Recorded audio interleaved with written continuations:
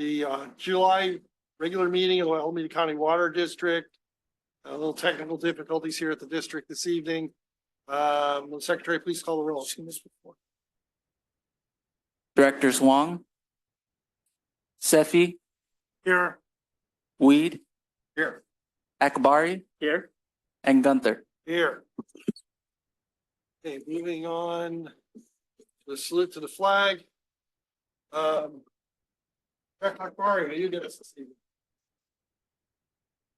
I pledge allegiance to the flag of the United States of America and to the republic for which it stands, one nation, under God, indivisible, with liberty and justice for all.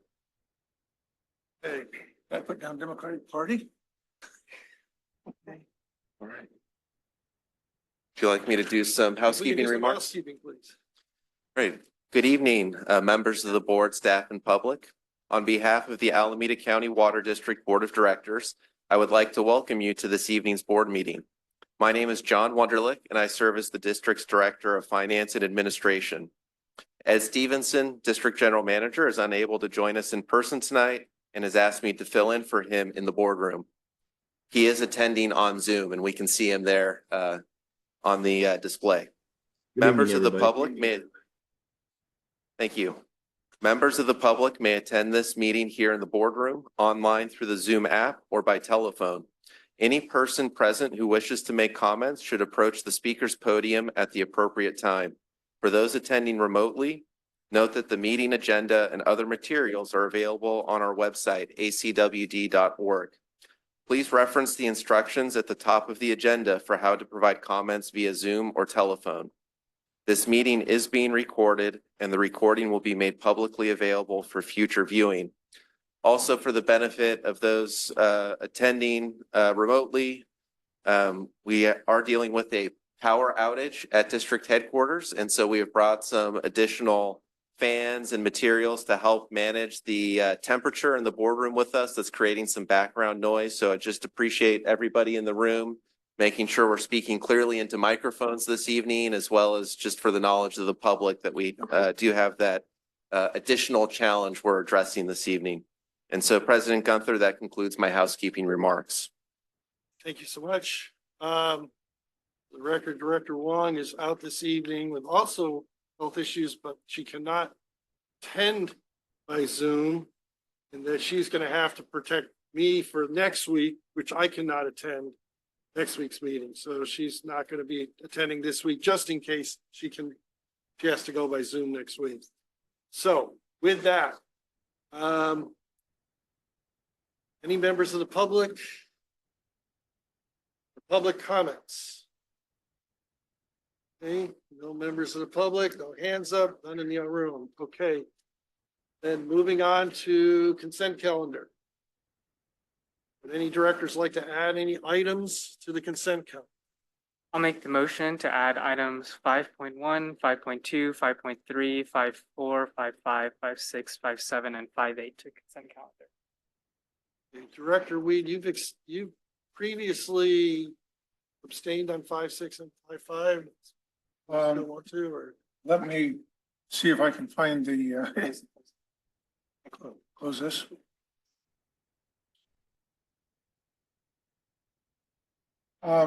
I believe my prior vote was not based on a conflict of interest. Okay, that's my understanding, and the attorney can correct on this as well. I had problems with the basic initiating the program. However, we're now down the path of the board had approved the program, and therefore this would be an amendment to that and approved, and I don't object to the amendment.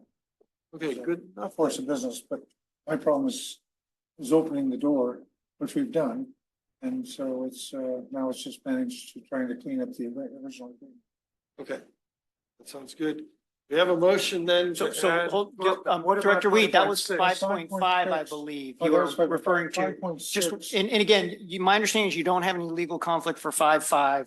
5.6, I believe you might have had some you were involved in some litigation, if I remember correctly. So you might want to just take a close look at 5.6 and okay. be sure Thank you you. want to participate in that. And again, I don't think you have a legal conflict, but And rubber dam number 1 is beyond there was a lawsuit, the property that was involved in the suit and my own personal investments are within the distance of rubber dam number 3. However, rubber dam number 1 is probably about a mile away. And I think it's not within the scope, the range of contracts. okay, you just haven't participated in the past on 5.6, and it's totally fine because there's no legal conflict, but just want to be sure that you're comfortable doing it based on your prior actions. Again, that's not a legal issue, it's a you issue. I am prepared to vote for both 5.5 and 5.6. Then we have a motion. Do we have a second on the amendments?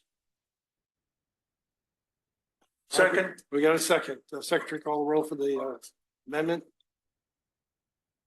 Directors Wong, Sethy, Aye. Weed, Aye. Akbari, Aye. and Gunther. Aye.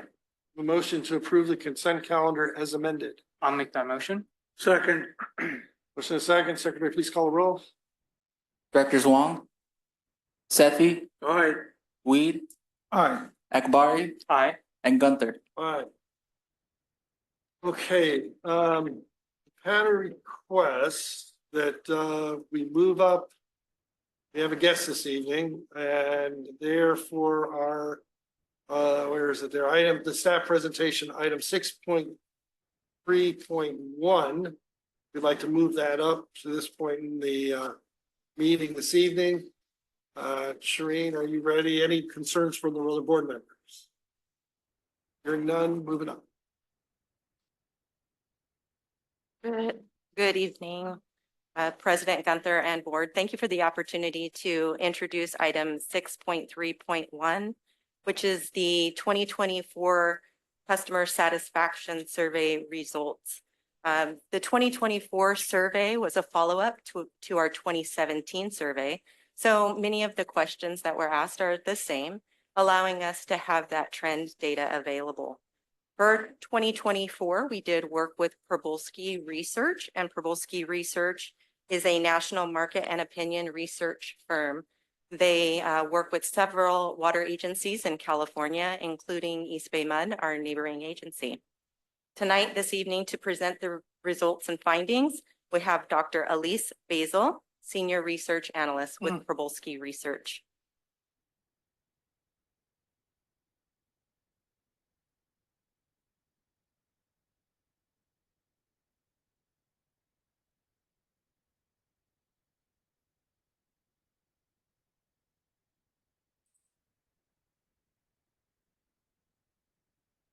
Thank you all for having me here this evening. As Shireen said, my name is Aziz Basil, representing Przybylski Research tonight to discuss the results of the customer satisfaction survey. So jumping right into this survey. So this survey we conducted back in February among 500 of your service area residents, which yields a margin of error of about 4.5% at a 95% level of confidence. The survey was conducted both over the phone and online. It breaks down to about 1/3 who completed the survey over the phone and about 2/3 online. And they could complete the survey in English, Spanish, Chinese, or Vietnamese. So to start out, we kind of asked this question of all of the communities and water districts and everything we kind of do research for is we ask, what is the most important issue facing your community today? The reason that we start out with this question is that we want to see if there's anything that really pops out as a major issue. We're looking for things that are really jutting out into that 40, 50, 60+%. What we see here is that there is not that case. There is not a glaring issue that is sort of top of mind for residents, but we also look to see how, certainly in the context of ACWD, how are they thinking about water? And is that something that is coming up? So not unique to Alameda County, but certainly something that we see across our work In California, issues like public safety and crime, as well as inflation, high cost of living, and homelessness are some of those top issues. And we see here that water and things related to water and drought, things of that nature, does not pop as a major issue among most of your residents. This slide gives us just a little bit of perspective on who we talked to in the survey. So we did not limit this to specifically your customer list, but rather service area residents. And what that allows us to do is to get a little bit more of a broader perspective, because we can gather some feedback, not just from ratepayers, but also others who may live in the household of a ratepayer who actually receives the bill, as well as renters or people who are paying perhaps through an HOA. So most of our respondents were, in fact, ratepayers, about 3 and 4, but we do have a little bit of diversity there as well.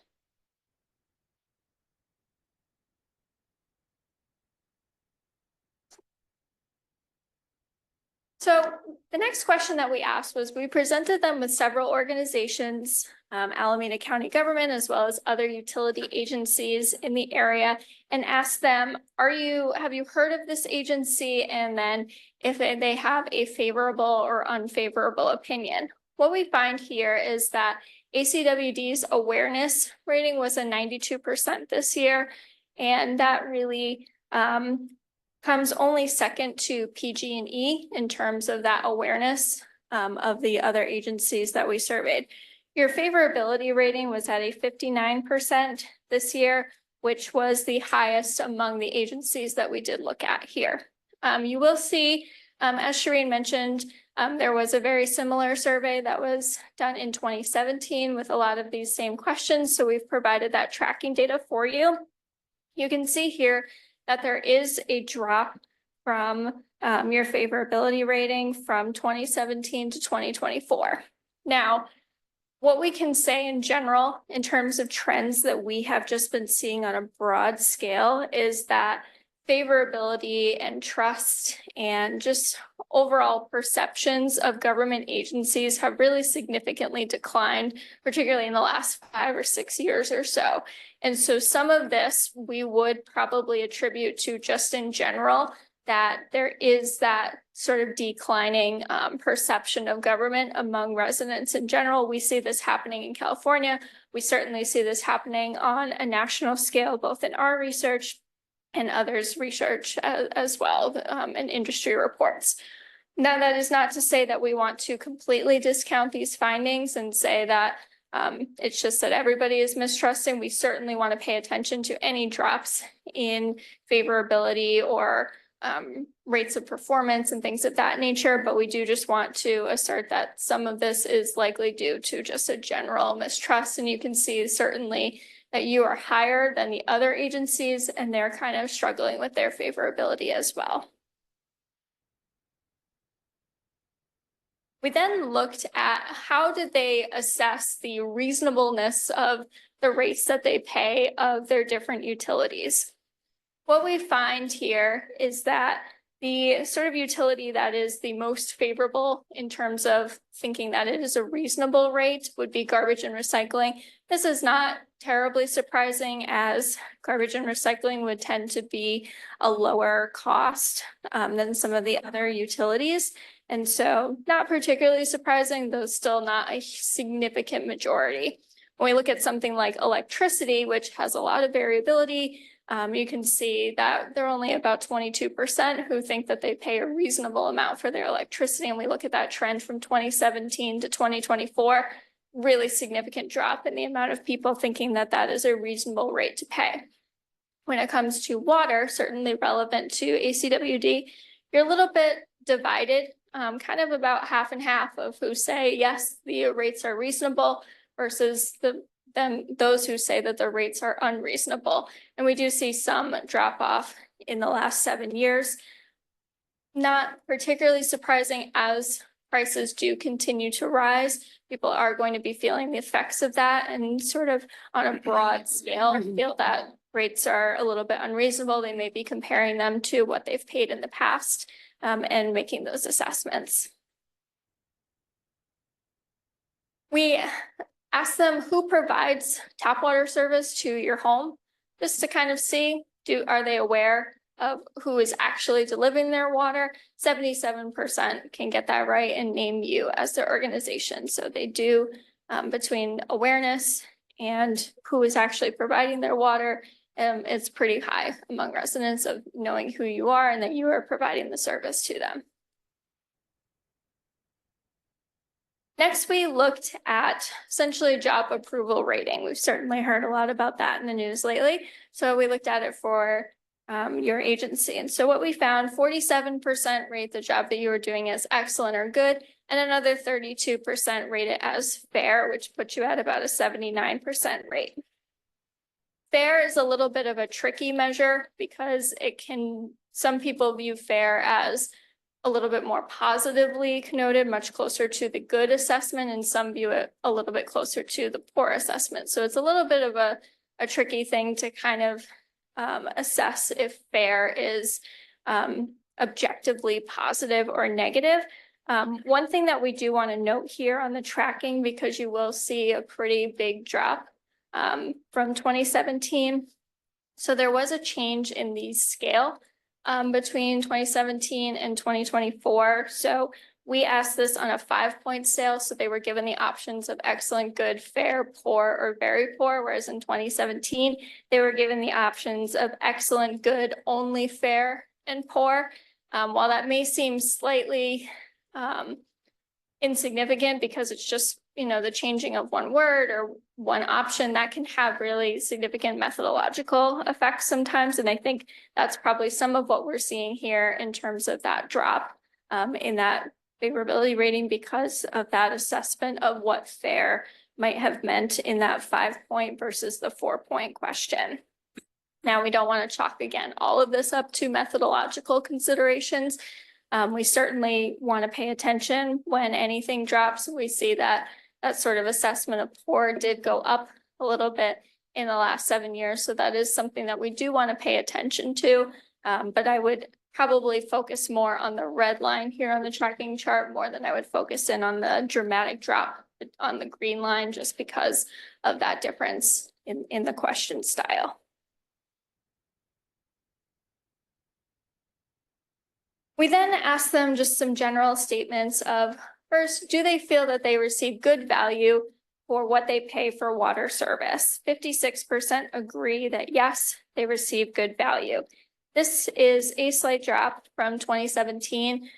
This again may be attributed just to, in general, people are noticing that perhaps their water bill is higher than it previously was, and the quality of water, what they're receiving for that service may not have necessarily increased, as that remains relatively static, but they're noticing that prices are going up. Again, in general, when we look at this across really any industry, any goods or service, people have been feeling the effects of inflation so much in the last few years that even when you look at things that the prices have stabilized or the prices have gone back down to what they were or within sort of a reasonable rate of inflation, people are still evaluating them as being too high. So some of that is going to be attributed to just sort of a general discontent on the cost of things right now. We also asked them, do you receive enough information from ACWD to understand what projects and services that you are paying for? We found 60% do agree. So there is a decent majority here who feel that they are getting the information that they need about what might be causing some of those rate increases, and that remains relatively stable over the last 7 years. And then we asked them, when their water rates increase, does ACD give them enough information to understand why? 45% here, so a little bit more divided, a little bit of a drop from 7 years ago in terms of understanding what might be causing some of those rate increases directly. All right, my next three slides have a lot of information, so let me kind of walk you through them. So we essentially presented respondents with responsibilities that ACWD has, and we asked them, which do you think are the most important? and sort of rating, do they think this is very important, somewhat important, things of that nature. And then what we'll see on the next slide is we ask them, are they satisfied with that? And then I have a slide that kind of puts those all in perspective. I'm sorry, I keep hitting the mic with my hand here. So what we can see here from this slide is that in terms of what is most important to them of your responsibilities, it is things like maintaining the water delivery system, ensuring water is safe to drink, responding to service disruptions. Those are kind of your main bread and butter, as well as providing sufficient water supplies during droughts. The others are still rated as pretty high, a pretty good majority, just not quite as high where it's, almost everybody is saying it. Things related to education on storing water for emergencies, conservation, as well as customer service. So this is that same list of items, just looking at how satisfied they are with those items. So looking at sort of those core things that they cared the most about, thought were the most important, 92% satisfied with, 67% satisfied with ensuring that water is safe to drink. 75% satisfied with the ways that ACWD is maintaining the water delivery system. 68% providing sufficient water supply during drought. And then you get a little bit lower on some of these other items, 51% in responding to service disruptions, 51% on customer service, 47% on water conservation education, 31% on ensuring education of for emergencies. What we'll want to note here is on some of those lower satisfaction ones, you'll see that the gray bars on the right side of the chart, those are much bigger. So those people are a little bit more neutral on, or they don't know. So they're probably not as well aware of what kinds of education ACWD may be putting out on these subjects, or if they haven't interacted with you directly beyond just paying their bill, they haven't had to make a call, they haven't had to report an issue, they may just not have as much direct experience with your customer service. So it's not so much that they're dissatisfied with things like customer service or your education opportunities, they just may not be as familiar with it as they would be on something that's certainly much more salient to them of, is the water safe to drink? Okay, now this slide sort of puts that all in perspective. So what we look at with this slide is we're essentially looking at the sweet spots of these responsibilities of where you're doing well and where you want to continue to maintain what you're doing, and then where are sort of your growth opportunities.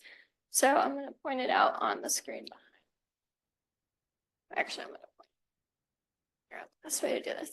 So these items here, I would categorize as these are the items that you are doing well on. These are things that as we go up on the chart, in terms of the y-axis, those are the things that are more important to your residents, the higher up it goes. And the further that we go to the right of the chart is they are more satisfied with these items. So those kind of three items here in that kind of upper right quadrant represent items that they are satisfied with and are important to them. So those are things that you want to continue to maintain what you're doing and continue to certainly devote resources to that. So the things that you're already doing of maintaining the water delivery system, providing sufficient water, ensuring that water is safe to drink. Your growth opportunities are going to be these dots kind of in the middle here. I would say these two right here. Providing good customer service, and responding to service disruptions. These are high in terms of importance. They're above about 70% of these are important to your residents, but they're sort of middle of the ground on satisfaction. So they're important. They want ACWD to definitely be addressing these. They're just not quite up there in the satisfaction rating. So those are sort of the growth opportunities to potentially focus on. Next, we looked at the sort of trend of filtration of tap water. And what we found was 63%. So about 2/3 of your service area residents are filtering their tap water. This represented about a 13% jump over the last 7 years. This is not unique to Alameda County. This is happening on a national scale. as there've just been more and more coverage of stories surrounding water crises throughout the country, we have seen that water filtration is just simply growing as a response to those crises, even if they're not close to home. It still kind of resonates with people.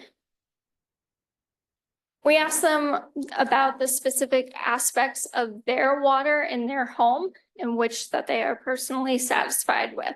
So what we find is that you have a pretty good majority of residents who are saying that they are satisfied with the appearance and clarity of their water at 64%, 62% satisfied with their water pressure, 57% with the overall quality of water, 54% with taste and smell.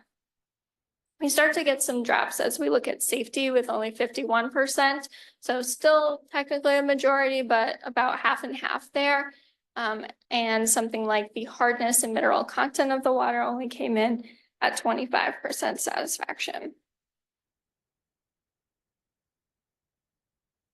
We then broke this down by city, just so you can see the comparisons of what's going on here. And apart from taste and smell, Newark was sort of the least satisfied across all of these dimensions. They're happier with their taste and smell than everybody else, but for everything else, they are less satisfied with some of these items, whereas in general, Fremont tends to be the most satisfied with each of these items, particularly with overall quality of the water.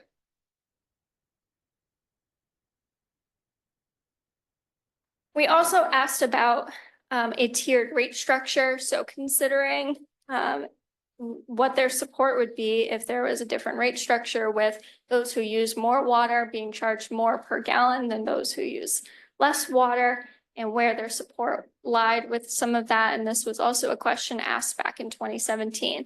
We can see that you have a 55% support rate. This is remaining really stable over time. You're not really making significant losses or gains on support for this kind of rate structure. What we see here is that the opposition is not growing on this, which certainly if this is something you're considering, that is a very positive note, is that you're not getting this massive increase in opposition over time. People are remaining relatively stable on how they feel about this kind of rate structure. What we would say, so this is not an academic exercise, and this is certainly not official ballot testing or anything of that nature. What we would say is that this is suggesting that you have a solid baseline for support for this kind of rate structure, and that if this is something that ACWD wants to prioritize and really think about implementing in the future, that we would recommend really focusing some increased outreach on this specific issue and providing residents with that information to potentially grow that support if that is something that you are moving in the direction of. Really solid baseline, because you do have a majority here. And again, your opposition is not growing over time, but definitely some increased outreach to better ensure the success of that, if that is a priority moving forward. We looked at how do they feel about different bill schedules. What we find is that 35% are preferring a bi-monthly, as you're already doing, and 42% say it doesn't matter to me. So we don't see evidence here that would suggest that you should move to a monthly billing system. We also presented them with a list of projects that could be undertaken by ACWD and asked them which are very important to them personally. What we find as sort of the top performers here are planning for future demands on the water supply. We work with a lot of water districts across California. This is always a very salient topic for a lot of residents because it is so relevant in their daily lives. So they are thinking about this, and this is something that they would want to be prioritized. Upgrading water delivery systems to protect against earthquake also came up pretty high at 63%. Ensuring fire hydrants have enough water pressure to fight fires, 60%. Monitoring and protecting the watershed, 56%. So what we see here is the ones that are performing are related to making sure that there's water when they need it, and that we are protecting ourselves against different sort of weather and climate related potential emergencies, and making sure that the water supply is prepared for those. Where you see less of a priority is on things like education programs and discounts and community education events, really much more focused in on prevention and protection against different kinds of threats to the supply. We looked at their familiarity with the Help on Tap bill payment assistance program. 67% were unfamiliar, which was about a 12% drop since 2017. There wasn't a huge increase in yes here. So there's likely some those who are just unsure if they're familiar with it or not. We asked how would they rate the job, the ACWD, in handling the recent drought. 70% said that you did an excellent or a good job. Only 14% said poor or very poor. What is important to note here is the 16% who were unsure. So that 70% may not, we really look at the differential between sort of the green bar and the red bar, and that is huge. Where you have that 16%, it just may be that they're not sure what it is that you are doing to protect against drought, or what you do during a drought. So if that's a number that you want to increase and want to make sure that the public is really aware of, certainly sending out some communications about what you do to prepare for droughts, as well as what you do during droughts, may increase that 70%. But again, we sort of look at that differential between that 70 and that 14. So we're looking pretty good there. We asked them essentially about the amount of information that they receive from ACWD. Do they want to receive more, less? Is it about right? We find that 47% say that they receive the right amount of information, and another 36% who said that they want to receive more information. Only 9% say less information. So what that tells us is that you can communicate more. They are not feeling overwhelmed and annoyed with the amount of communication that you are sending out. So what you're doing is working, as well as you have the opportunity to increase your information and outreach should you have an interest in acting on any of the topics that were kind of raised and addressed in this survey. We looked specifically at that 36% who said that they want to receive more information, and we asked them in an open-ended question, what do you want to know about? What is it, the kind of information that you would want to receive? The top answer was information related to bills, rising costs, or opportunities for savings, followed by a small percentage who say water conservation, water safety, current plans and projects. So just some kind of general ideas of what it is that people want to know about. We asked them, do they recall receiving ACWD aqueduct? And we found that 60% recall having seen the letter in the past. This is relatively stable from what we saw in 2017 as well. Among those who did receive that newsletter, so among that 60%, 86 said they found it helpful. So what you're doing is working on it. They find it helpful.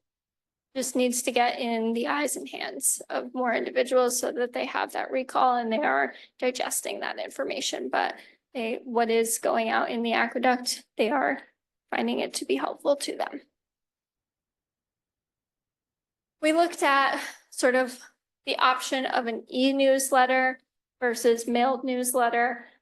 What you can see here in that tracking chart is that these trends really have not changed over time in terms of their preferences for an e-newsletter or not. So people are probably pretty grounded on whether or not they like the mail newsletter or their willingness to have that e-newsletter. So 37% say it doesn't make a difference to them, while 35% say they would be more likely to read it if it were available to them in an e-newsletter. Only about one in four say that they would be less likely if it was an e-newsletter. Can you go back to slide number 23? Yes. Correct me if I'm wrong, but I think there's a mistake in the data there. You have 51.8 and then on the bar you have the reverse 58.1.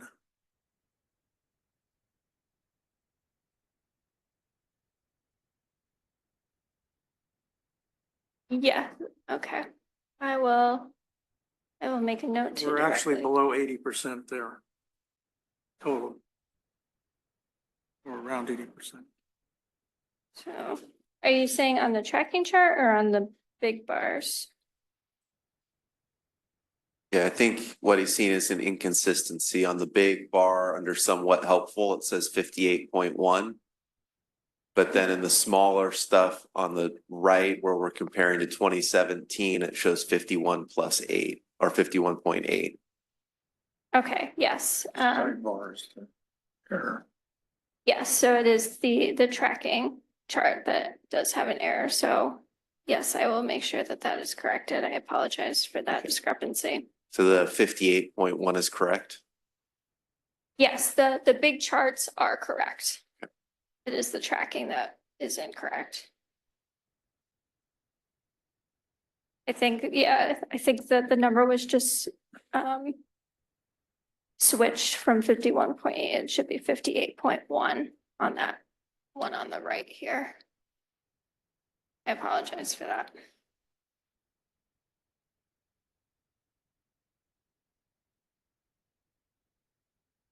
Okay, thank you.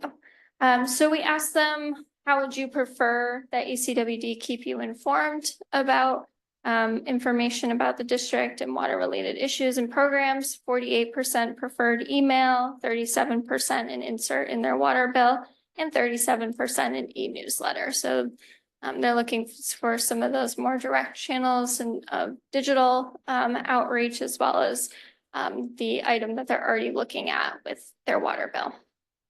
Do we have any idea of what our coverage is with electronic versus mailed? What I percentage of the ratepayers would receive it by mail versus what percentage receive it electronically?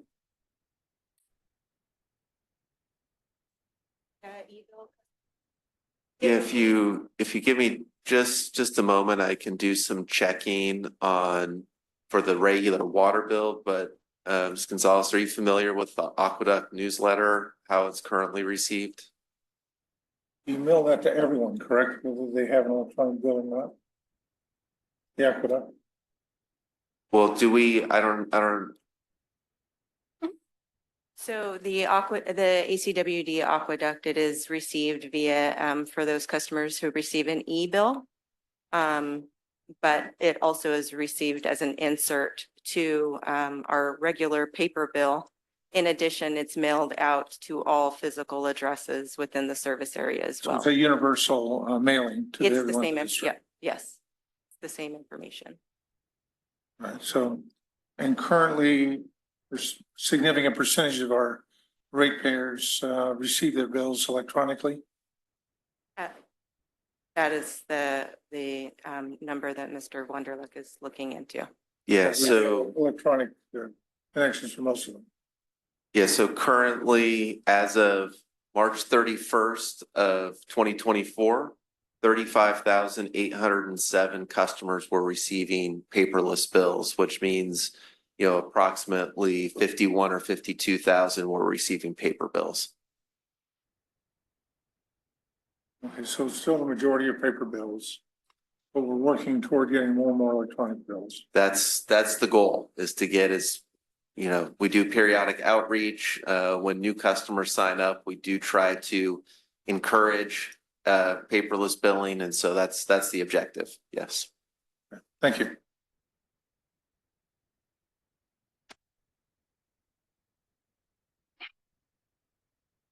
All right, so we asked them what their preference for contact would be in the event of an emergency that requires them to take immediate action.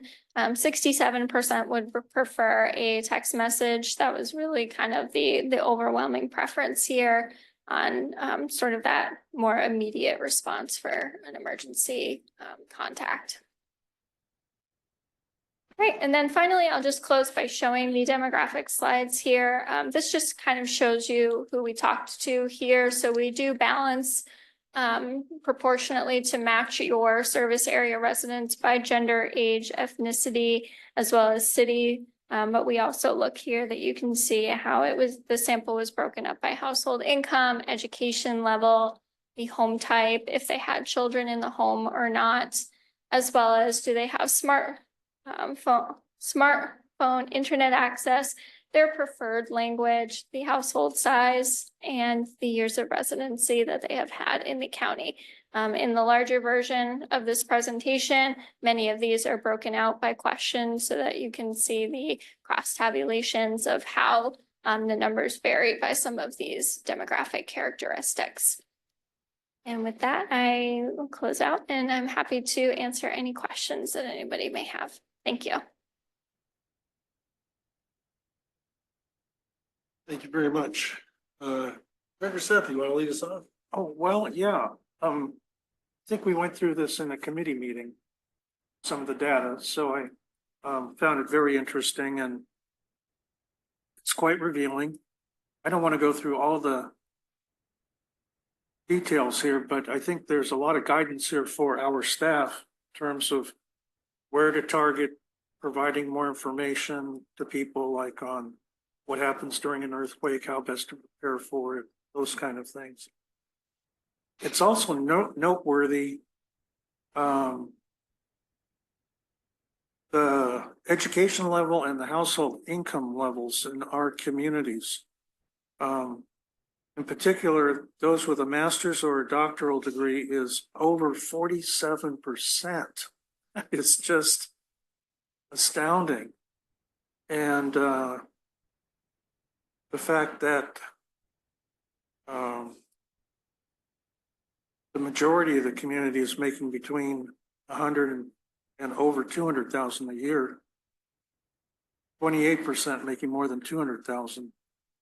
I think this is all a reflection of, you know, where we live close to Silicon Valley and the fact that 75% people are actual homeowners in the district. In a lot of communities, you see the reverse, where it's more rental than it is actual home ownership. So I thought this was a very revealing study. One thing that concerned me, but I think you addressed it, was the downtrend since 2017 to 2024 on so many of the issues that we're dealing with. By the way, that's when Director Akbari joined the board.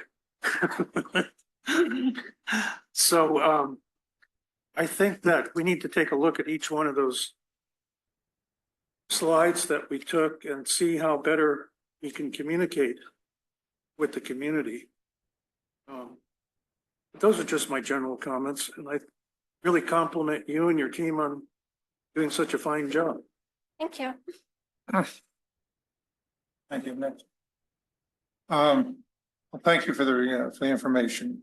I'm left with the feeling that the public has a fairly high confidence level in ACWD and are providing an appropriate and quality product to them.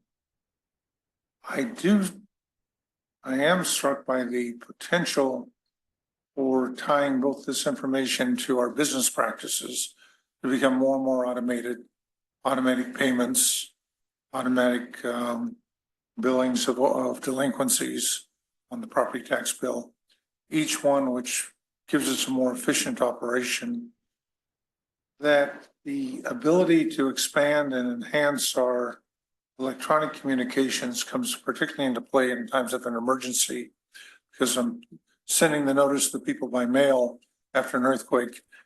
It may not be the best methodology for getting our story out and alerting them to the issues. So I would encourage us to continue that efforts, and then recognize as we go into this, we need to incorporate it, you know, more universally in all of our business practices.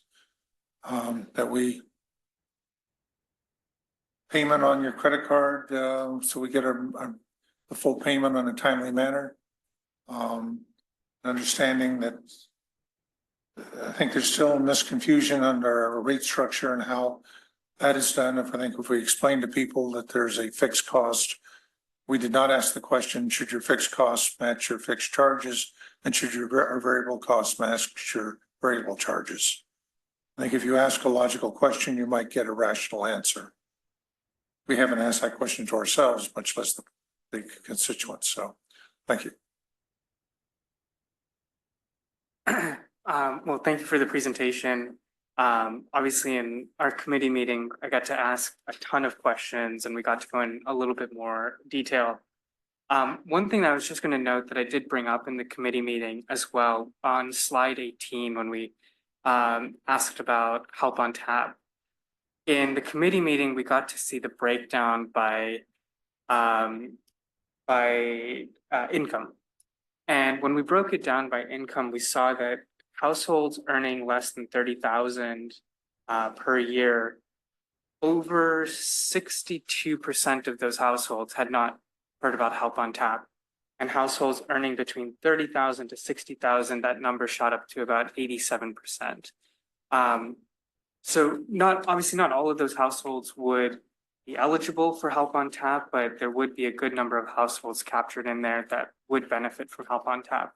So I saw that as an opportunity where clearly folks in that demographic should know about help on tap, at least be aware that that is a program that they can avail.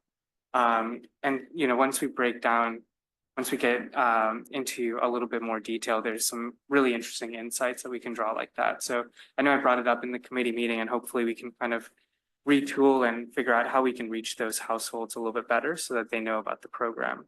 But all in all, this was a really excellent presentation. I love the detail that we received as well. And hopefully we can draw some more insights from that. So thank you. Thank you. Well, thank you again. I do agree with Director Sethy. When you look at the educational level, household income, ownership, yeah, we're definitely somewhere. And Silicon Valley, it stands out. I mean, those numbers are phenomenal.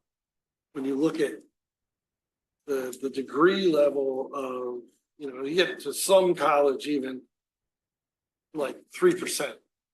And that's an amazing number. One thing that did stand out, I saw the quality report, I believe, I can't remember what slide it was, but it went down. That does not surprise me.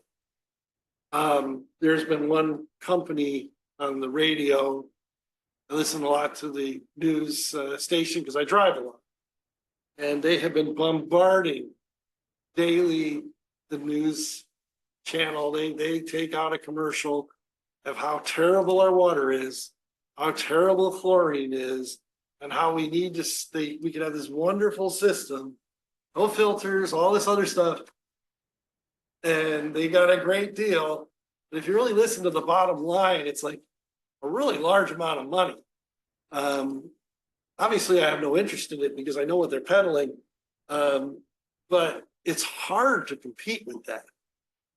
And they are right smack in the middle of our district. And I guarantee anybody who drives and listens to KCBS, anytime around a traffic report, you hear that every day. When somebody says something loud enough and long enough, you actually start to believe them. So I think we've done wonderful things for water quality, particularly in Union City. Years and years ago, I campaigned very heavily in Union City, and yeah, it was the water quality wasn't very good over there. I'm not surprised we still have a large amount of people filtering our water. I think a lot of them just don't understand. You still see it on Nextdoor. Water quality is terrible. Water quality, where are you getting your information? Hardness levels are off the charts. Where, do you bother checking with the district? No. They get their information from their neighbor. They get their information from where they heard it. So I think we're doing fine. I think it's a great survey and appreciate your efforts. Yeah, and just to comment on that, thank you for that. These are trends that we are seeing in terms of people being very skeptical about water quality and feeling like they need to address it. We do see that. We actually recently conducted a survey. It was in another state. It was not in California, but I think the results were really telling in that we found, specifically, we were looking for this state on how they could get people to trust their tap water more, to drink it for different sorts of benefits. And what we found was a lot of people were filtering, not just from a safety perspective, but because they think it makes it taste better. So it's not always a function of skepticism on quality. I can tell you that I filter my water not because it's unsafe, but because I think it tastes better when you filter it. And so yeah, there's just, when we've presented people with information of, you know, the comparison between the safety of bottled water versus tap water, people are always quite surprised to know that tap water is under much, you know, stricter, obviously I don't have to tell you all, you know, stricter regulations than bottled water, and that bottled water is sometimes just bottled up tap water, that people just are not generally aware of a lot of those trends. And then again, they're kind of reinforced with things like the commercials that you were describing. But it is something that we're just kind of seeing a lot of, is water skepticism. And, you know, you always have kind of the people who circulate rumors about fluoride in the water and sort of the more extreme cases, but also just sort of the skepticism that if it tastes just slightly off than what my bottle of Poland Spring tastes like, then it must not be safe. And so it's a challenge to definitely overcome those things. You know, periodically we've done water tasting, like down at Washington Hospital, Earth Day, those kind of events. And typically we come out on top. And what I try to tell people in the community is, well, I, for one, prefer tap water because the minerals are in the water that give it the flavor. And if you use a filtering system, you're taking out all of those beneficial minerals that are good for the body. And so when we've gone to like AWWA water tasting contests that are held nationally in North America, one recent year, I think it was 5 years ago, we came in like third or fifth in the whole of all of North America. Number one was Sitka, Alaska, because they're getting water off the glacier. So a lot of it, I think, has to do with perception. And when you taste water that has been filtered, it does taste different from tap water. But the reason tap water, in my opinion, tastes so good is because it has all those very valuable minerals that our bodies need. There is one more thing I'm don't on know my if you- soapbox right now. Yeah, for no, tap no, water. no, one more comment I have to make. I don't know if you've ever seen on the internet, the Penn and Teller water sommelier, I think they called him, in Los Angeles. And I believe it was Los Angeles. It's absolutely one of the funniest things I've ever seen. I was howling to watch this, where they were at a restaurant and they were selling high quality water in the restaurant. And out back, they were filling the bottles with a hose from the public water supply. But it was all about how they sold it. And then they'd interview the people. And their comments about, oh, yes, and they were all, oh, yes, yes, this, that, and the next thing. If you haven't seen it, it's priceless. I'll have to. Well, just to add to that, right close to here at Home Depot, a couple miles down here on Automall Parkway, we have glacier ice. Mhm. And they directly take their water from ACWD, filter it, resell it at the store. And we offer people, you know, water for around $4 for 750 gallons. They're charging the same price for like 1 liter, you know? It's just, it's simply our water filtered and remarketed. Absolutely. Yep. And we see it in. Bye, Britta. And then people come down here and complain about their water rates. Thank you so much. Thank you. Leave me any more comments? Or are we good? Thank you so much for the report. We appreciate the efforts. Thank you for having me. Yeah, keep up the good work. Thank you. Thank you. Okay. I believe now we'll move back to the action calendar.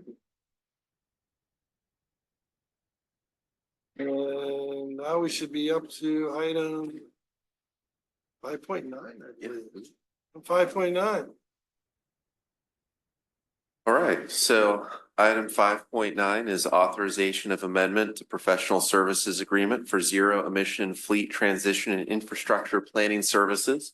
And I will turn it over to Mr. Dan Stevenson, who is attending this evening on behalf of Bob Marshek, who is currently the acting director of operations and maintenance. So Mr. Stevenson, why don't you take this one away? All right. Thank you, Mr. Wunderlich. Good evening, everybody. So the district recently worked with a consultant, Terra Verde Energy, to complete a compliance plan for the new California Air Resources Board, CARB, regulations. Terra Verde conducted an evaluation and developed a compliance plan for the district's medium and heavy-duty fleet vehicles that were subject to the new CARB Advanced Clean Fleet Program. And the plan included both a 10-year schedule for vehicle transition, and it also identified the infrastructure that would be necessary to support the zero emission vehicles as part of that plan. So upon the completion of the Terra Verde plan for the medium and heavy duty vehicles, we solicited a second proposal from Terra Verde for a sort of a second phase of work to develop a similar plan for the district's light duty vehicles, which would include all the passenger cars and trucks. The second phase of work will enable the district to develop a comprehensive fleet transition plan that will meet anticipated future CARB requirements. The proposed contract amendment was reviewed with the Operations and Water Quality Committee on July 2nd, 2024. Board approval of this agreement will assist the district in achieving its strategic plan goal 1.1, efficiently manage and maintain our infrastructure to ensure reliability. So the recommendation is by motion, authorize the general manager to execute a contract amendment for light duty fleet transition and infrastructure planning services with Terra Verde Energy LLC for an estimated cost of $65,000. With that, I'll take any questions. Director Sethy, you'd like to lead us off? I'll make a motion to approve the staff recommendation. I'm very excited about this program. I've taken a couple of live webinars the past quarter with California Energy Commission, with the clean, what is it, CARB, and been involved with some aqua education on this subject. And so I'm really trying to follow this ZEV or zero emission vehicle thing, especially with the heavy duty things quite closely. And I'm excited to move forward with this consulting firm. I did recommend in our recent it was the water quality meeting where this came up, operations, that there is a lot of grant money coming down the pike from EPA, from the state, from the California Energy Commission. And we need to look at all of those things as we try to upgrade our fleet. So I make a motion to approve staff recommendation. Now, I'll second the motion, but a comment. Beware, particularly with heavy duty vehicles, the weight of these vehicles is very incredibly heavy. The battery, you're increasing the size of the batteries 2 or 3-fold what you'd find in most vehicles. And the weight is beyond anything we've ever experienced. So we could well encounter some issues. There's been efforts among the industry and others to have them and the state go slow in the very heavy duty vehicles until they're proven to be able to operate. I'll use an example. When I was in Vietnam, working in a storage area, we had the Air Force vehicles, which kept breaking down, H-111, which would really set up for our nuclear force. And then they had the M108 trains of the Army. The Army vehicles worked. All of the fancy vehicles we got from the Air Force, through the Air Force supply, were garage queens. They went into the, within months, they broke down and they failed to operate. And they weren't worth fixing. So go into this with your eyes open. You know, I was Okay. reading a very detailed auto quality report on the Tesla truck. And I was normally in like an F-150, you know, most popular truck in the country. You're talking about 1 ton, 1.5 ton, 2 ton trucks, right? The Tesla truck weighs 3.5 tons. 7,000 pounds. 7,000 pounds, which is just Multiply that several fold or 4, 5, 10 fold when right, you talk about heavy equipment. right. This is not something to get excited about until it's shown to be actually workable and functional. Yeah, and as they have been exploring alternative clean emissions, it turns out nitrogen is not an efficient fuel for the type of trucks and mileage that we will have going on. I mean Hydrogen. hydrogen. So that's not a feasible option here. It's really compressed natural gas or electricity. And right now we're going down the path of trying to get the market to offer heavy duty electric vehicles. And they don't want to use natural gas. We won't let them. They can for long haul, but it doesn't make sense for. Well, maybe if you have the ability to do it locally, but it takes with that much weight, it takes an incredible amount of fuel to operate it. And your infrastructure breaks down. You may have to rebuild all your parking lots and roadways to do it. One of the problems the Fremont Fire Department had when they were looking at a fire truck, the quads in Union City are breaking down the roads. Fremont with the tillered ladder trucks, which did not have a pumping capacity because of the light weight. So bringing on board vehicles that are going to destroy your roads and may not have a very long service life is something to, talk to them, look at money, but don't necessarily go down the path. No comments. Well, I had this in committee and displaced and provided a lot of displeasure, certainly at CARB. And I agree with Director Weed. Yes, we must be very cautious. However, I fully support the item because we're getting this whether we like it or not. Whether the science is good or not, we're getting it. So we got to be ready for it. But there are so many shortcomings in this.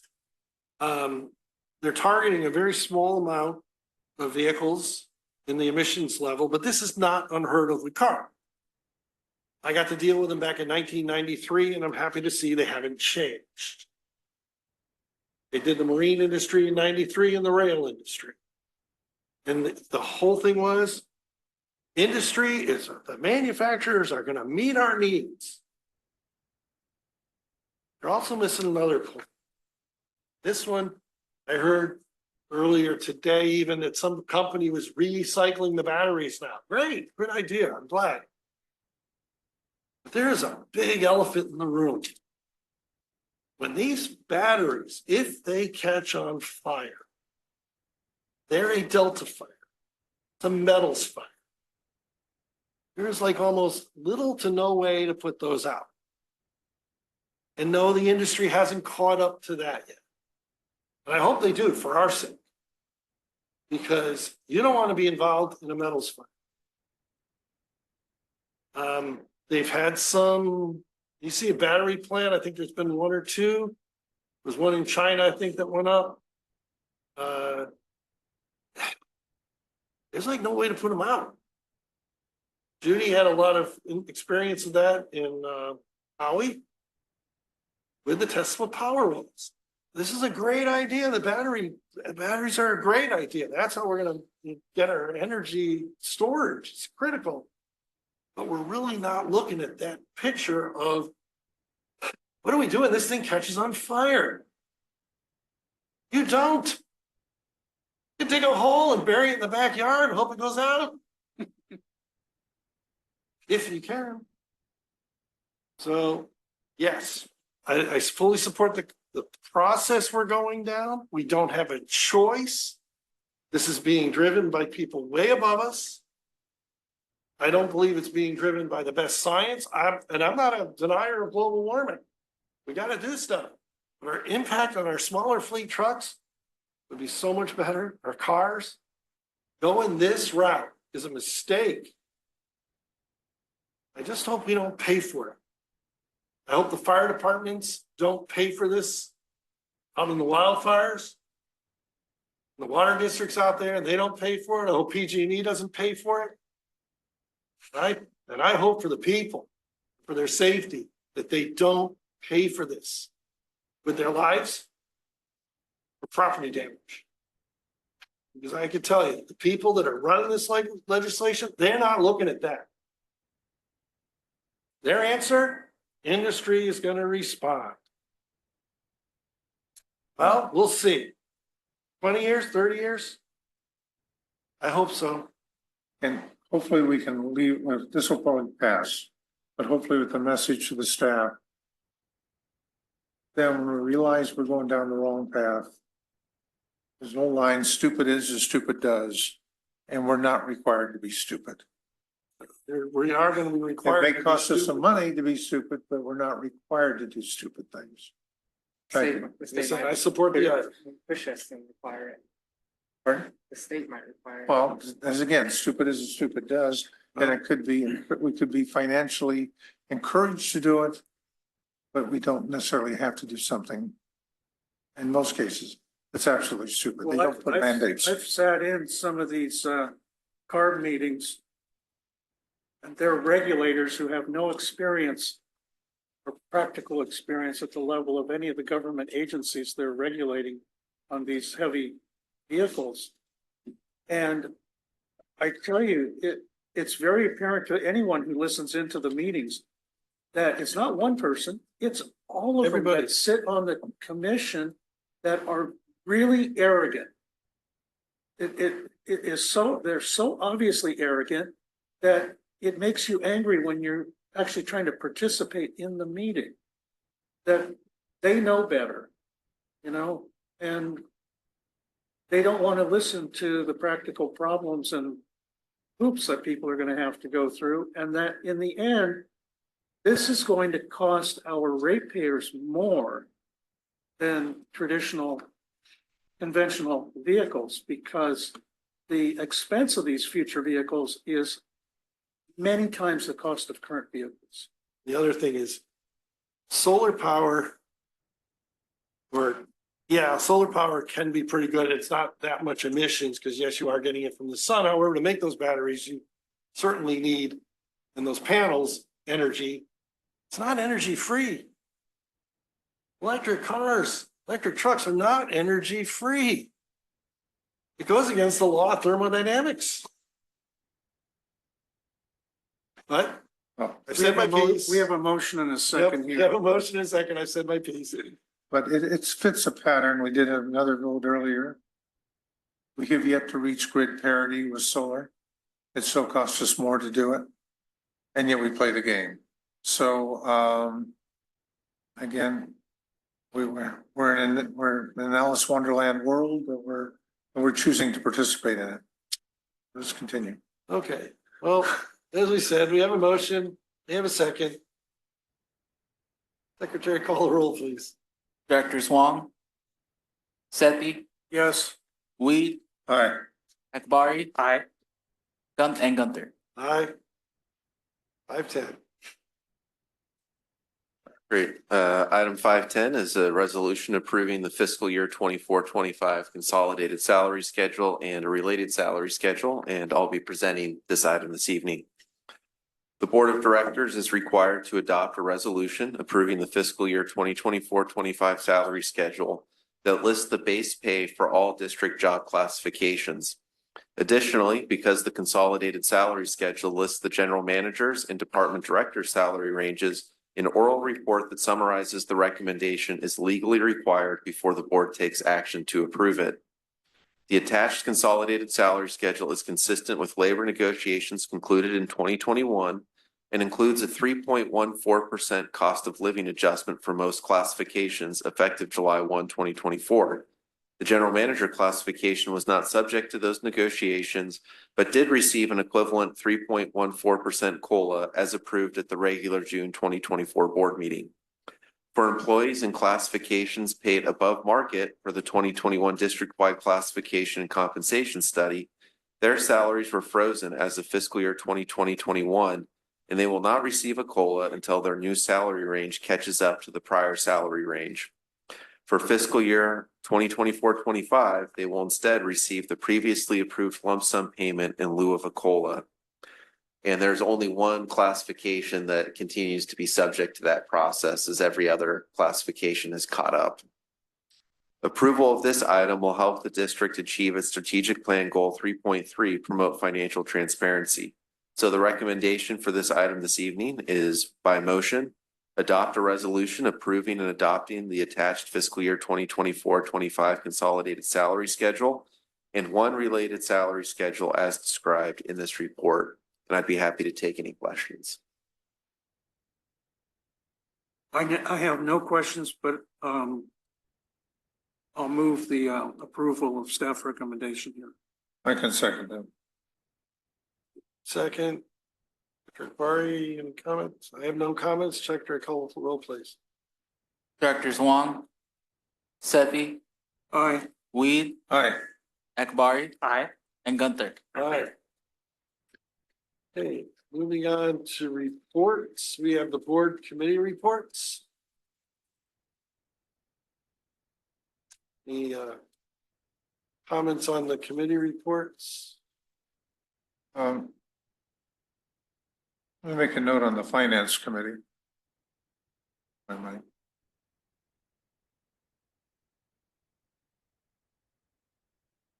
Go ahead. The practice of ACWD on their funding, some of their improvement projects, so at times they use it out of common funds and other times they use it out of debt. Unlike East Bay Mud, which was used as an example in our committee, where 50% of their projects are funded through the debt process and 50% out of their rate structure. We do not have that. So we have kind of a hit and miss each year. We restructure the monies that are available. Fully legal and not inappropriate. But when you use the word transparency, it then becomes a little more difficult. When we have an awkward time when our cash flows are dropping because of conservation or people are not using as much water, we have a tendency then to drop and start dipping into and using debt financing in lieu of our general fund funding and to augment it. Whether we can modify that over the long term or not is an open question, but it's the allocation of the debt, which is somewhat uneven and seems almost sporadic in the way we approach it, is something to look at from a transparency issue and concern for the district.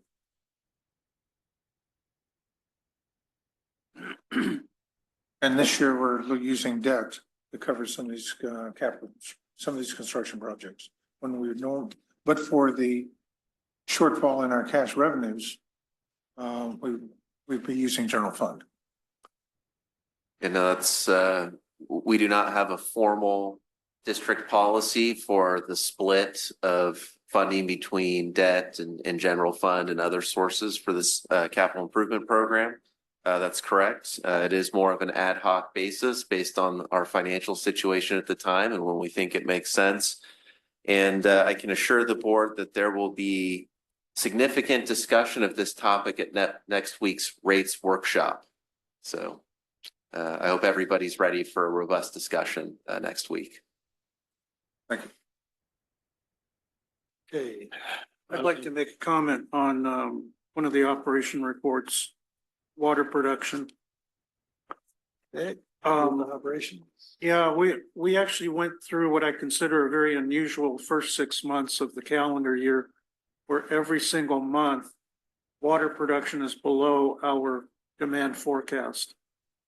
And I think that's partly attributable to the fact that we had a relatively mild winter. It wasn't extremely cold.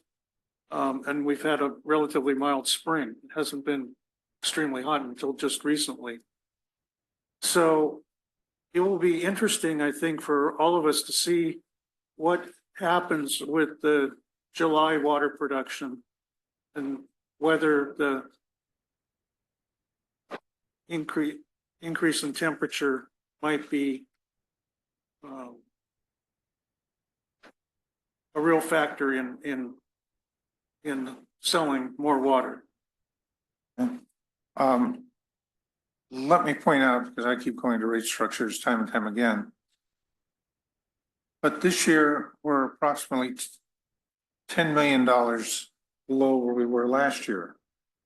And we've had some other factors that came in, the use of ultrasonic meters, et cetera. But the distinction for remarkably, the same $10 million was the amount of the drought surcharge, which operated as a fixed cost that we added a year ago. This year, we don't have that $10 million drought surcharge. But we still have the consumption is about the same. We still have the same revenue. Exactly. Well, no, we actually have a $10 million. We're gonna have a meeting next week In our water. where we're gonna be discussing lots of things just like this. Oh, yeah. And I think we should probably hold those discussions till next week instead of bringing them up every meeting we've been having. Okay. So I would appreciate if we leave that for next week. I limited my comments to just the water production. Thank you. All right. And for those who are interested, the committee meeting agenda for Finance and Administration Committee will be posted on the district's public website tomorrow, and that will include the year-end budget report where everybody can see what exactly our water revenue was for the last fiscal year compared to the prior year. Thank you. Representative, you want to add any more on the water production? No, I just think it's unusual that I concur. every month for the first 6 months, we're below demand forecast. It also has been very wet. Somewhat wet. We'll see where this month goes. Right. Yes, and I know we have seen an uptick in production in the month of July, and Mr. Stevenson, I know, is doing some checking. I don't know if you have an answer for us. Yeah, we've been averaging about 47.2 MGD over the last few days. Wow. That's quite an uptick. Yeah. It's been warm. Okay, well. Interesting. It means our water sales we're doing okay. Director Akbari? No comments on any of the operational reports. Thank you. Okay, comment on the harness. I see the harness ticked up a little bit. I would like to point out that's nowhere where we even close to where we have been. So even though we're ticking up, we're still much better off where we were. And I happen to be in one of those areas where I'll be getting ready to break out my hammers soon, but it's still a little early for me to break out my hammer.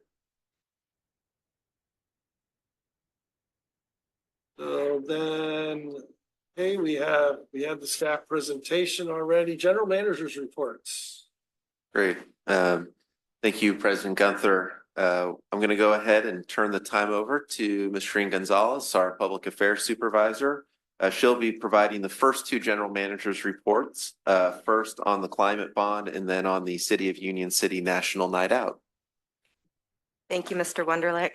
Reporting out for General Manager's Report, item 6.4.1, SB 867.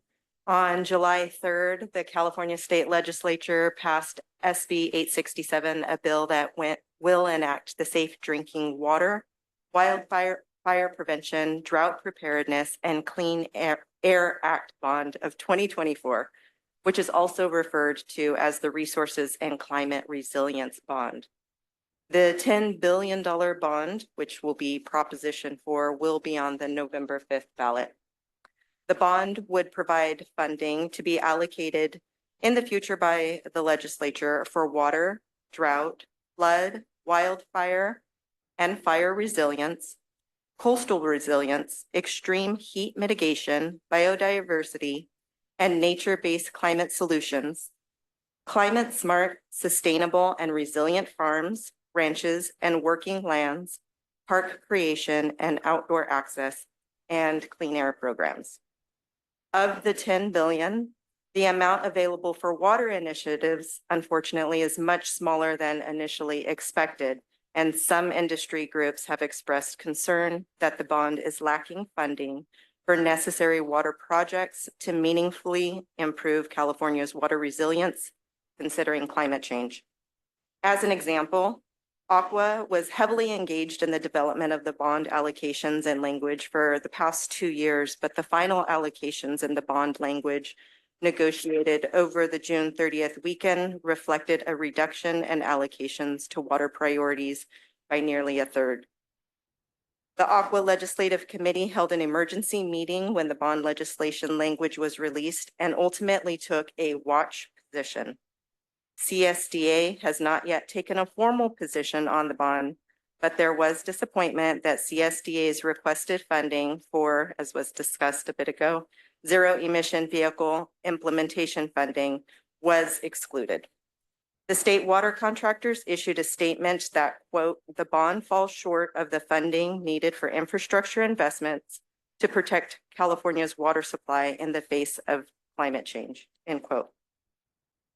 Because the legislature's vote took place just prior to the legislative deadline and summer recess, there was no opportunity for amendments.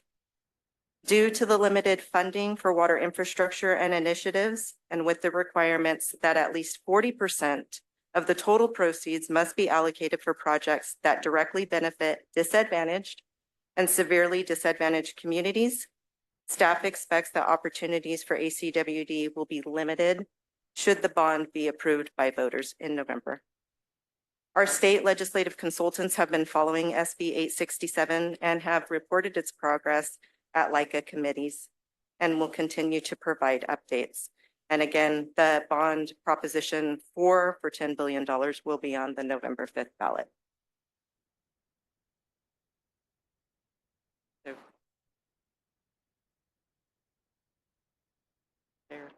are any comments? Questions? City of Union City National Yes. Night Out. Okay, so the City of Union City National Night Out staff will again support the City of Union City's National Night Out event. This is in partnership with the City of Union City Police Department. That event will be held on Tuesday, August 6th from 4 to 8 p.m. at Union Landing Shopping Center.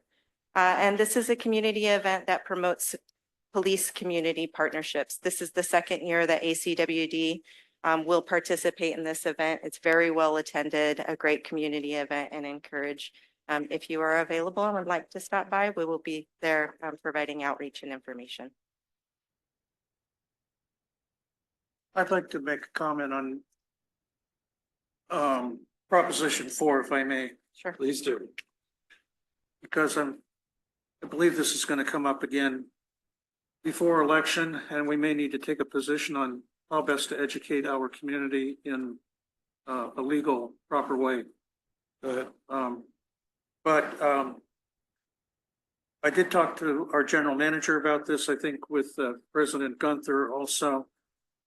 And yes, I am disappointed that Aqua and CSDA, the state water contractors, didn't get fully what they wanted, and even partial, but there are 109 line items in the bond. And there are a lot of handouts to special interest groups that go through this whole thing. But overall, as I see this structured, I think that I will be supportive of this bond. And I think there's some beneficial things for us in here, like under desalination, they actually broke it out between seawater and brackish for the first time with an emphasis on brackish. And so there might be some opportunity for whatever reason we want to look at our future desal ops on. But there's a tremendous amount of money going in for water recycling. Little for storage, but actually, if I look at this independently from my position as a board member in a water district, I'm just an average California voter. I find a lot of healthy things in here that I like and that I'm willing to pay for as a taxpayer in paying off these bonds. So, and as I reported yesterday at the Los Vaqueros Reservoir meeting, there's quite a few beneficial things to that project, including all the state and federal wetlands out near between Highway 5 and Highway 99. And I love those wetlands and wildlife refuges. And I'm trying to organize another field trip out there for our district and others that are participating in the reservoir project to go out there maybe in February when the refuges are flooded and all the wildlife is there, and you get to see a National Geographic safari tour. It's wonderful. So anyway, thank you for those first two reports. I'm sorry to interrupt you there. Some follow-up comments on bonds. Obviously, there's some benefit in the bonding issue, but it has been so adulterated by the various players when it comes to the implementation, beginning all the way back with Prop 50, where we were told there'd be a scoring mechanism and projects would be reviewed in a rational and engineering basis. They weren't. We had the water supply initiative with the last Prop 1, where the money had to be spent on public benefits, but who knew public benefits are not water supply, but environmental impacts. And there's been some flexibility there where the federal government, Bureau of Reclamation, spent $500 million to relocate a roadway at San Luis, calling it a public benefit, which is interesting. What the environmental implications of that new asphalt was never really fully explained. And then the provision that they've actually put in the last bonds, and I suspect will be in this one, that none of the money can be put and used into areas which are serviced by investor-owned utilities, only public utilities, even though the customers in those investor-owned utilities are helping to pay off the bonds. So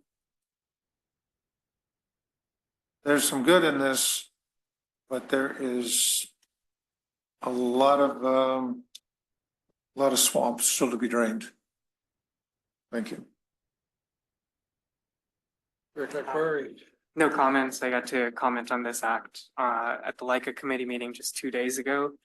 One thing I'll just mention, if I remember correctly, I think even building trades came out neutral on the prop, or they did not take a or they didn't take a position. position, which that was just one piece of information that I found interesting. But other than that, I made my comments on Tuesday. So thank you. Yeah, the bond one is certainly interesting, a little depressing. We'll see. And Union City Night Out, I will be there after the committee meeting that day. Great. And It is happy a birthday. Really nice method there every night. So we'll see. What's the date of that again? August 6th. It's Tuesday, August 6th, which is a special Yes, day for Direct President The Gunther. day I remember very well for many years. My birthday.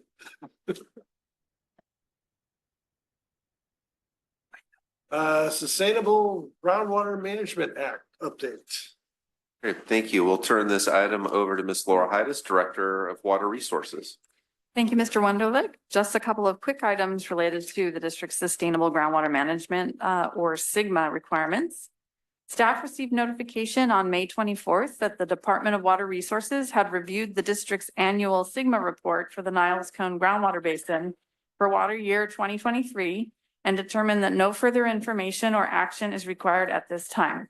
This is the first year DWR has reviewed the district's annual report since we began submitting them in 2018. So this was good news to get that we were not required to do anything further on that. Also, on June 27th, DWR notified us that the district's 5-year alternative update 2022 for the Niles Cone groundwater basin, which was submitted on December 29th, 2021, was approved. Staff is currently going through the comments received that will be incorporated into the 2027 update. And that's all that I have. Comments, concerns? Okay, we'll move on to, We actually have one more general manager's report, if we may. I will turn this item over to Mr. Grumawok, our Director of Engineering and Technology Services, for some details on an upcoming public meeting on a main renewal project. All right. Well, thank you, Mr. Wunderlich. Good evening, board members and staff.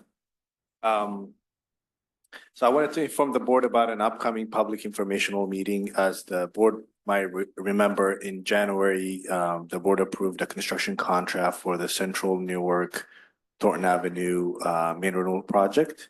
And the contractor has finally secured, thanks to supply chain issues, they have finally secured the materials they need and they're about to start construction. So our project engineering staff with support from our public affairs team will be hosting a community informational meeting for this project, and I'll provide you the details if you wish to attend the meeting.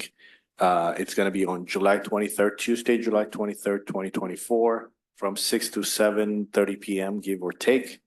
And the presentation will begin at 6 p.m. It's at the Newark Library located at 37055 Newark Boulevard in Newark. The zip code is 94560 for the public.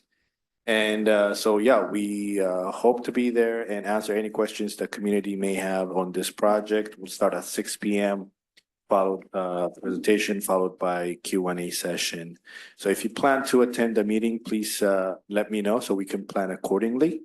To the extent that there are more than 2 board members attending, we would have to notice as a special board meeting. So that's my report. Thank you. I'll let you know right now, I will not be able to attend. Thank you, Director Sethy. I also will not be able to attend. Thank you. Can you just remind me the date once more? The date? The date. July 23rd, Tuesday at 6 o'clock in Newark Library. I won't be able to make it either. Thanks for letting me know. I'll try and make it. All right, thank you. All right, we know it will not be a formal public meeting then. And if I may just quickly also remind everyone that we will be gathering here again next Thursday at 4 p.m. for a board financial workshop where we will begin our formal series of rate setting workshops. So we look forward to seeing you all next week, 4 p.m. Back here. I also will not be able to attend that board workshop. And Director Wong will be serving, possibly Zoom if necessary. We'll see. Hopefully not. But she is planning on protecting that meeting for us. What are the, when does this end? When will the rates actually come up for review and approval? For approval. So we'll have workshops in July, August, and September. And then typically we would come to the board in December for approval to issue a notice to the community. And then approval, formal voting on approval would be at the February board meeting in 2025 with the first year rate increase effective March 1 of 2025. Okay, thank you. Hey, I believe that brings us to director's comments, reports, meeting agenda, meetings attended, and agenda items. And I will lead off on item 7.1. Director Wong is not here this evening. We both attended the Cybersecurity Incidents Response Table Plan tabletop exercise here at the district. Can't say a whole lot, cybersecurity. I will say I was very pleased that we had this event. I believe if they need, or if they can, I believe they could talk to the general manager for further information, correct, Mr. Council? Correct. If you have questions, definitely coordinate with the general manager and then we can determine the best way to get information to the board. Yeah, it was very worthwhile. That's about the extent I could say.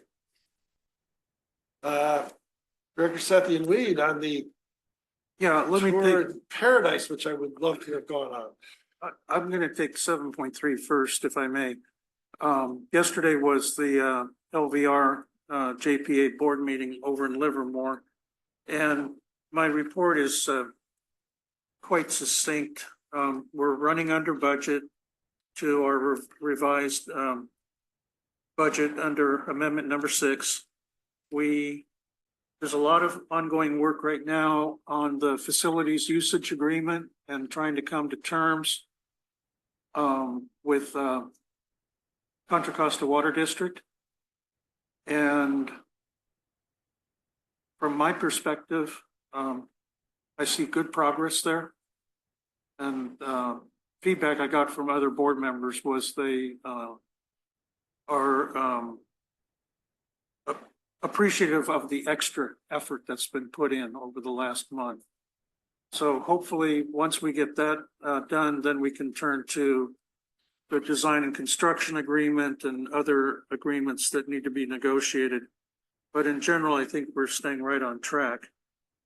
I do want to bring up one item, which is which was reported on by our federal lobbyists for the Los Vaqueros project. And that was on, they do the same kind of services as our government relations in Sacramento, but they're focused on the federal issues. And I found one of great interest when I reviewed my board binder for the upcoming meeting. And I asked Jonathan and Aaron, our representatives in Sacramento, if they would take a closer look at this. But let me point out what I think is important here. This is the Water Resources Development Act. It's going through the House Transportation and Infrastructure Committee. It's been going through recent markups.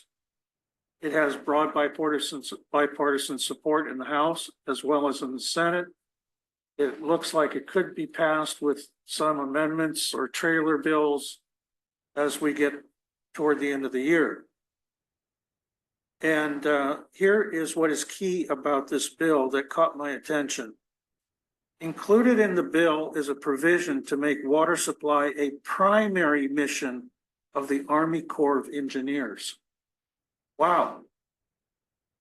The Corps' current primary mission in areas include flood control, navigation, and ecosystem restoration. The addition of water supply as a primary mission will allow the Corps to better account for drought during the planning and development of projects and prioritize water supply for new projects and for reoperation of existing reservoirs. And so I ask that this district support this bill, not that we singularly are required to help this get passed, but in general, I think we should be supportive of this because this would help for the reoperation of Lake Del Valle and free up the Army Corps of Engineers on the rules that were written back in the 1960s for the operation of the reservoir, and perhaps that could lead to as much as 10,000 acre feet of extra water, if not just 1,000. Something beneficial could come out of this. So I think we need to keep our eyes on tracking this. And Jonathan and Aaron did quite a valuable amount of extra research with their federal partners, and I want to extend an appreciation to both of them for all of the kind feedback that they offered, really valuable feedback. So that's my report on LVE. If anybody wants to go through the schedules and other things, they can, I'll leave this here. Okay, so I have a question for JR first. Mr. Salinas, did you see my email that I sent out earlier? Yes, it was sent out to the executive staff and board, but it was sent on short notice. Okay. To the board meeting. Great, thank you very much. I appreciate that. I don't have the slide presentations in front of me here, but I'm going to refer to just a couple from memory. So to make it clear, when we go on these field trips as board members, I always go with a purpose of trying to learn something that can benefit our district. And in this case, Director Weed and I had been up in Paradise in 2017 after we as a team had gone up to Oroville Dam to see what was going on with the reconstruction of the spillway.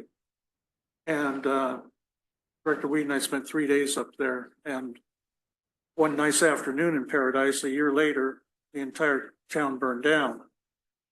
So we were meeting with Paradise Irrigation District representatives, the chamber, city council, state and government officials. And I wanted to learn how they recovered through this great tragedy and how they financed what was going on. Because inevitably someday we're going to have a major earthquake here in the Hayward Fault, and we're going to have to pull in the same resources.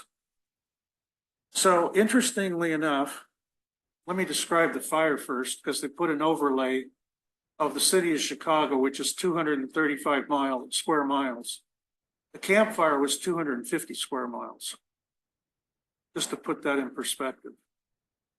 And they leveraged all kinds of federal, state monies, insurance monies, PG&E settlement monies, everything to go through this extraordinary rebuilding of what is the fastest growing city in California right now.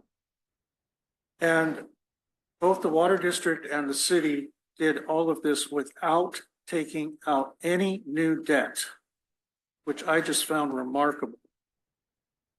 The water district spent under $7 million of its own money to date and has brought in about 140 million of other people's money to help in the rebuilding of their water district. And again, they didn't take out any debt. Same with the city. The water district by itself had to replace every single water main in town, all laterals as well.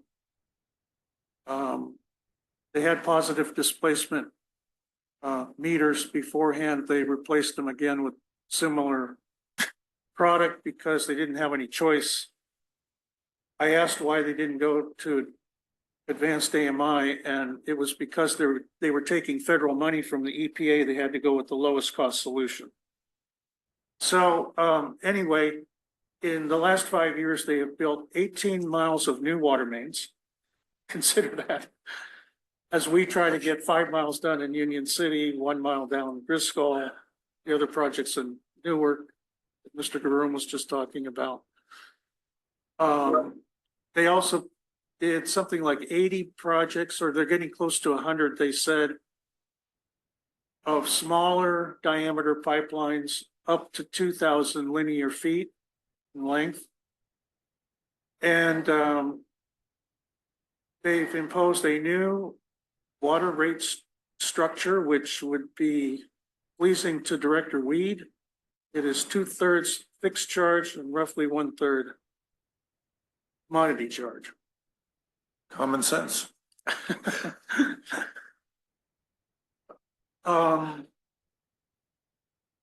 It was fascinating to hear from all of the federal, state, Cal OES, EPA,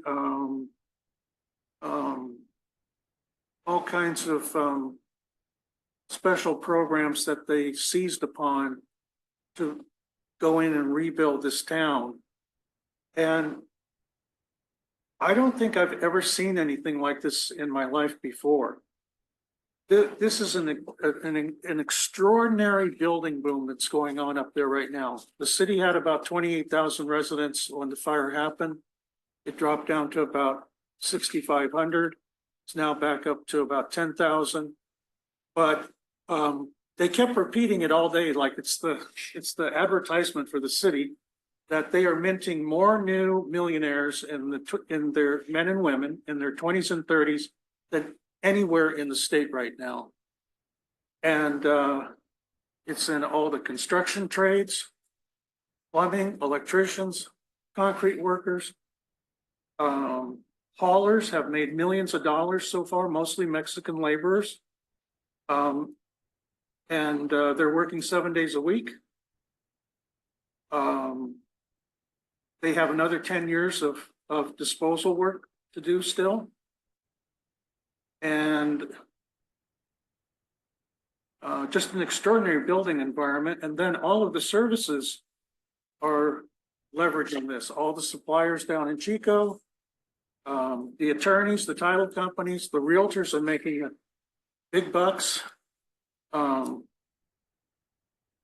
They're putting in a sewer system for the first time down to Chico, and that's all paid for with federal money. And they're going to have 1,100 parcels that are serviced by it to rebuild an entire commercial district. So the city's already received over $1 billion, the water district around 140 million. And now another $1 billion of private money is coming in to rebuild the city, principally in the commercial district. And so a lot of young people are just, it is one extraordinary sight to see, where you have so many young men and women that are working their butts off right now to help rebuild a metropolis, essentially, from the ground up. And then there's all of the IT services and civil engineers, structural engineers, systems engineers, whatever. There's so much demand for people that they're being paid premiums to relocate and help build this city. And one of the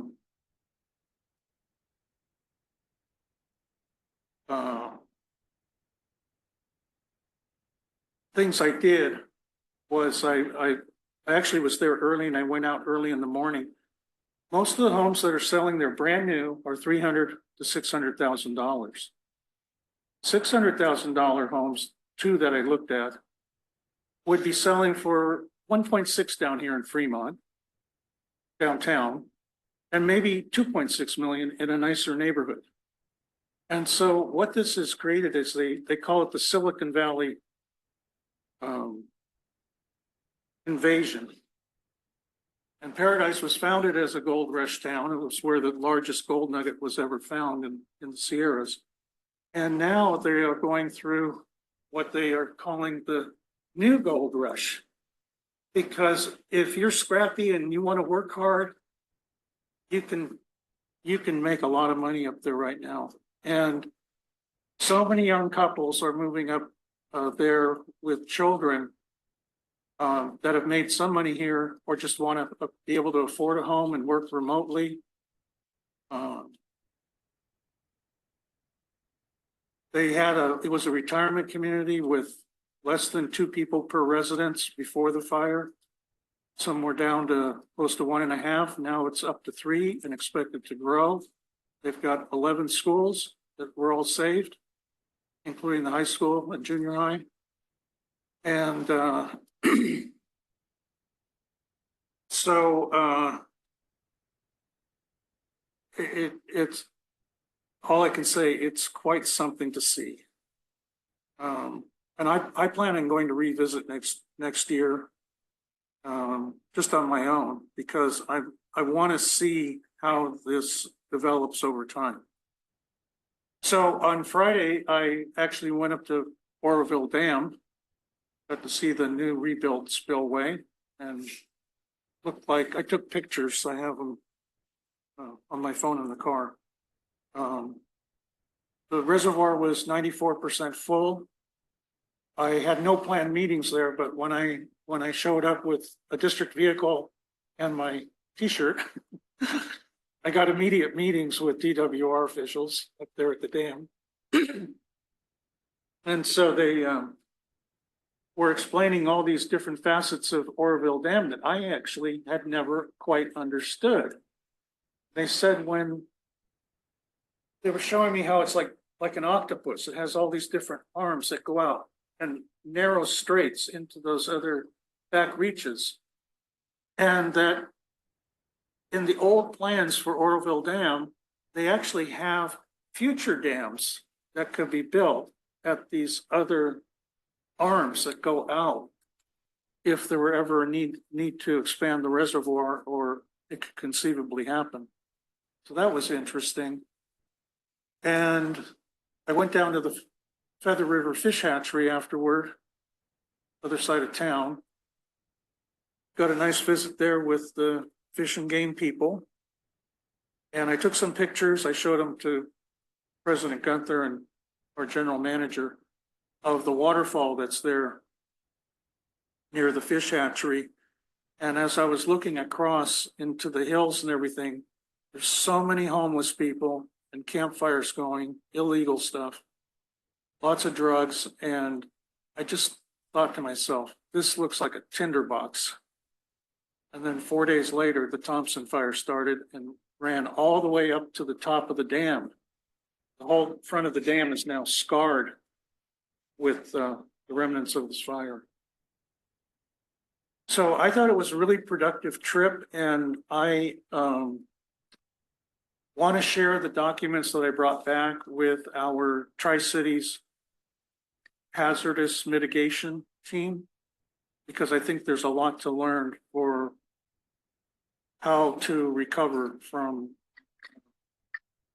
an event like they went through, if and when it happens to us here. So those are my reports. I hope I didn't give too much there, but there's a lot to share on Paradise. I can make a couple of quick side stories. One of the local implications of the campfire, and fortunate near miss on the part of the city of Fremont. City of Fremont spent $250,000 hiring the former general counsel of PG&E to take over operation of the Poe Dam and its power supply so that they could become a power generator. The campfire started at a state electrical pole just outside the Poe Dam, and the lawsuits and potential liability would have been absolutely extraordinary. Fortunately, PG&E had failed to put in their application for renewal by 1 day. So that left the opportunity with the part of the city of Fremont to jump in and try and become a bidder for the rights from the federal authorities to take over ownership and operation of that power facility. Are you done?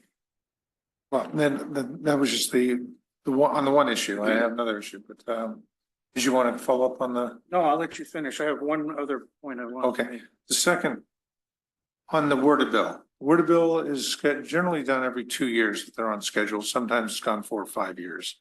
That establishes the rights of the Corps of Engineers down to specific projects and lists all the names of projects.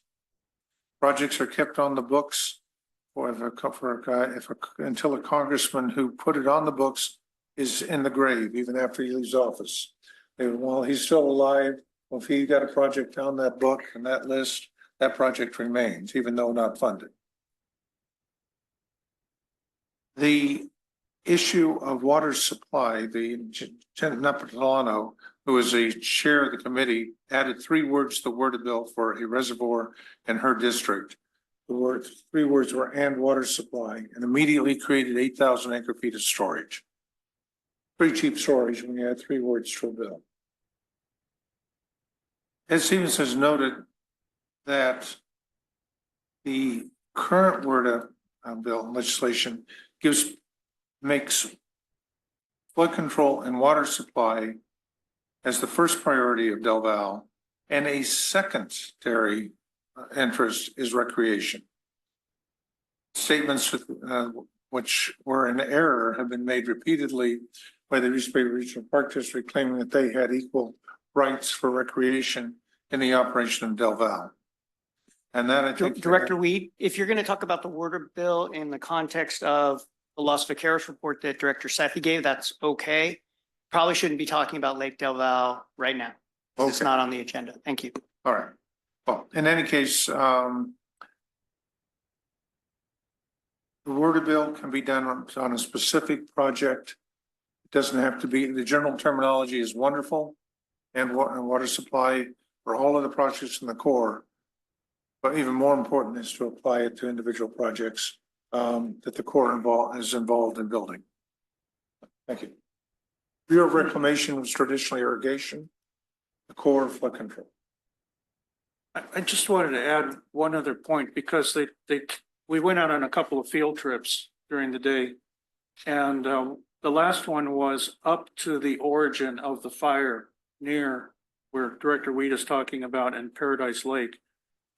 And the irrigation district had worked with the federal government, because it's all federal land back there, to, along with Native American tribes that had living history, oral histories that have come down about how they clear cut the forests and cleared out all the brush and everything else, and how they weatherized their forests for fire.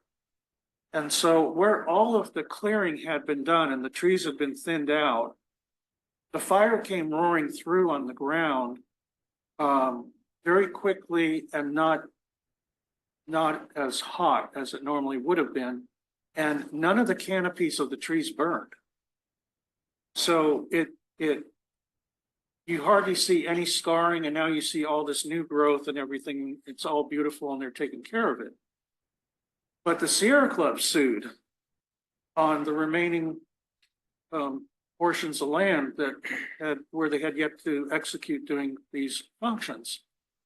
And so the origin of the fire is where they had not been able to thin out the growth, thin out the trees, because the Sierra Club said, no more logging.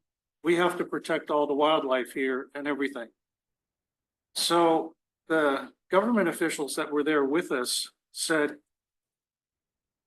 we had to cajole, really convince the Sierra Club, please come out and see the damage that you have done, to the point where there's no trees left. All the trees are burned. The ground burned so hot that there's no new regrowth because the heat went down 6-8 feet into the ground, killing all the future seeds. And so they said, well, you wanted to save the wildlife. Well, now you're left with none of it, covering 250,000 or 250 square miles. So why don't you get on board with us on doing these practices that the Native Americans did for so many, millennia? And they got a blank stare, and what they found out next is they went ahead and filed another lawsuit on the other federal properties that had not been burned. So if you want to see something really ridiculous, this was a good example of, there should be wiser heads out there, especially if you're environmentally, ecologically minded. There's a balancing act where you can have both. So, sorry to belabor my point here, but. Okay, well, I think that covers items 7.1, 2, and 3. Did Director Weed give his report on the tour? Okay. Yeah, I think he did. No, he didn't attend. He didn't attend. No, I was not at that conference. I was authorized to go, but did not. Okay, with that, No further items on the agenda. That I'd like to then declare the meeting, no closed sessions. Wonderful. We will declare the meeting adjourned.